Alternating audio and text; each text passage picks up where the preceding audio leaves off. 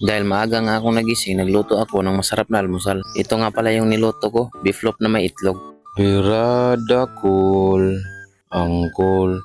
Pagkagising ko nga, magandang tanawin agad yung sumalubong sa akin. Ito nga yung maganda sa probinsya, magagandang tanawin. Mga huni ng ibon yung naririnig mo. Kagaya nito, maingay yung ibon. Kaya sinimulan ko na itong buksan ang beefloaf. Nahirapan akong buksan itong beefloaf kasi yung kutsilyo ko wala nang hawakanan. Pagkatapos ko nga itong buksan ay tinula ko naman ito. Ang sarap talaga nitong beefloaf pag umaga. Dati kasi nung ako nag-aaral pa, pag ito yung baon ko, naku, parang feeling ko, ang dali lang mag-aral. Pagkatapos ko nga maitulak itong beefloaf, tinilo ko muna ito. Sayang kasi yung nakadikit, kaya ginayad ko muna ito ng hindi masyadong maliit at hindi rin masyadong malaki. Sakto lang. Kaya nung matapos na akong gayatin itong beefloaf, sinimula naman ang aking kapatid ang magpaapoy. Inutusan ko nga muna bumili ng itlog ng aking kapatid dahil naisipan kong masarap itong beefloaf pag inihalo mo sa itlog. Masarap naman itong beefloaf pag pinirito, pero mas lalo itong sasarap pag nilagyan ng itlog. Ako nga